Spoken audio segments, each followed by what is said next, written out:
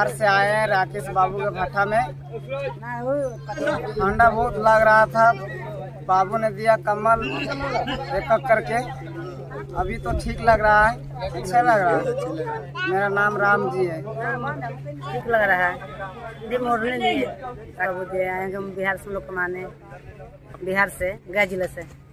ठंड लग रहा है, इसी से बहुत पड़ रहा था, ठंड लग रहा है। दिया है, अच्छा दिया है, अच्छा लग रहा है। हाँ अच्छा लग रहा है। आपका नाम? फूला देवी। बिहार हम लगता है आगे बढ़े। आपका नाम? काम करने की क्या काम करते हैं यहाँ पर? ये भाटा में ईंट काटते हैं। ठंड कैसे लग रही है? ठंड तो हमें बढ़ गया है 4-5 दिन से। बहुत आज मालिक कम्बल दे रहा है, कैसे लग रहा है? कम्बल दिया, हर साल देता है। कैसे लग रहा है? बहुत अच्छा, या हम मेरे को गरीब के बहुत अच्छा लग रहा है। तो आपका नाम? রাকেশ, ভাগলপুর। আগে দেখেছি যে বিভিন্ন সংস্থার মাধ্যমে কম্বল দান হতো, তারা হয়তো আমাদের কাছে বলতো যে এটা 50টা দেন কম্বল, 100টা কম্বল দেন, আপনি আপনার তরফ দিয়ে দান করেন। কিন্তু এতে দেখা গেছে কি যে বেশিরভাগই মিসইউজ হয়ে গেছে, মানে এমন এমন লোককে দিয়ে যাদের কোনো ইয়ে নাই, দরকার নেই তাদেরকে।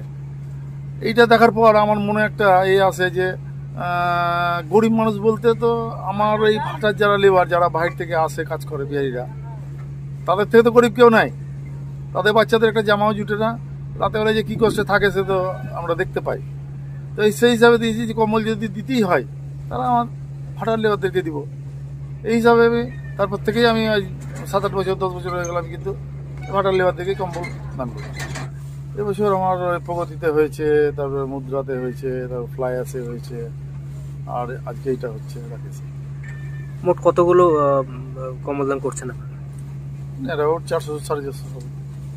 লেবারদের জন্য কি ভাবছেন আলাদা হবে? দেখেন, ভাবনা চিন্তা তো অনেক আছে লেবারদের জন্য, অনেক কিছুই করার আছে। তো আরও যারা ভাটা আছে তাদের থেকে একটু আগেই ভাবি আমি। আমার ভাটার ঘরগুলো দেখবেন সব পাকা ঘর করা আছে, আপনার ফ্যান আছে, মোবাইল চার্জার আছে, তাদের জলের ট্যাপের ব্যবস্থা আছে, যতটা পারি করি আমি। সংকটে চলছে, কিভাবে এর থেকে বেরোবেন ভাবছেন? বর্তমানে যেভাবে ইট ভাটা চলছে তাতে অদূরেই অনেক ভাটা বন্ধ হয়ে যাবে, হয়তো 10 বছর ট্রেনে চালানো যাবে, কিন্তু উপায় কিছু দেখতে পাচ্ছি না। সরকার কিভাবে সহযোগিতা করছে? বা সরকারি কোনো সহযোগিতা নেই আমাদের। আমরা সরকারকে যথেষ্ট রেভিনিউ দিই। আমরা প্রত্যেকটা জঙ্গিপুরের বিশেষ করে ভাটাগুলো প্রত্যেকের রেভিনিউ ফুল পেড থাকে, একদম টাইম মতো আমরা রেভিনিউ দিই। হ্যাঁ, এবং পারিপার্শ্বিক আরও সামাজিক অনেক কাজ আমরা করি। হ্যাঁ, কিন্তু তার প্রত্যুত্তরে আমরা সেই ধরনের অফিস মহলের কোনো হেল্প আমরা পাই না। ইটভাটার বর্তমান কি সংকট চলছে আপনাদের? মানে সবচেয়ে মাটির সংকটটা বেশি, মাটি পাওয়া যায় না।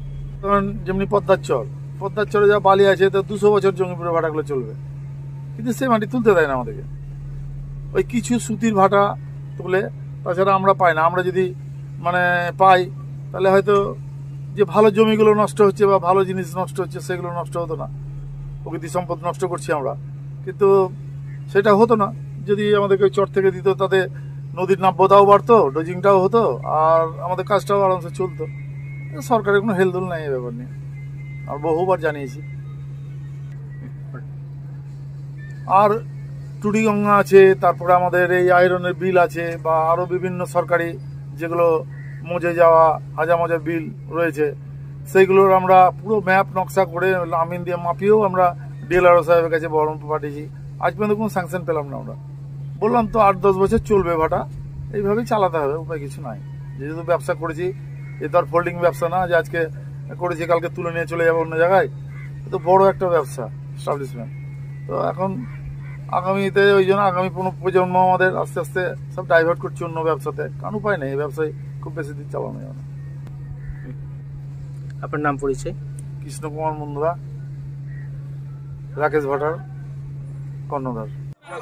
স্বপ্না কম্পিউটার, যেখানে আপনি পাবেন একই ছাদের তলায় বিভিন্ন নামি দামি branded computer, desktop, laptop, keyboard, printer, সিসিটিভির মতন আরো অনেক কিছু। তাই আর দেরি না করে আজই চলে আসুন আমাদের ঠিকানায় স্বপ্না কম্পিউটার, রঘুনাথগঞ্জ বাস স্ট্যান্ডের বিপরীতে, মুর্শিদাবাদ। অথবা বিশদে জানতে আজই কল করুন 9735388488 বা 9732844398 এই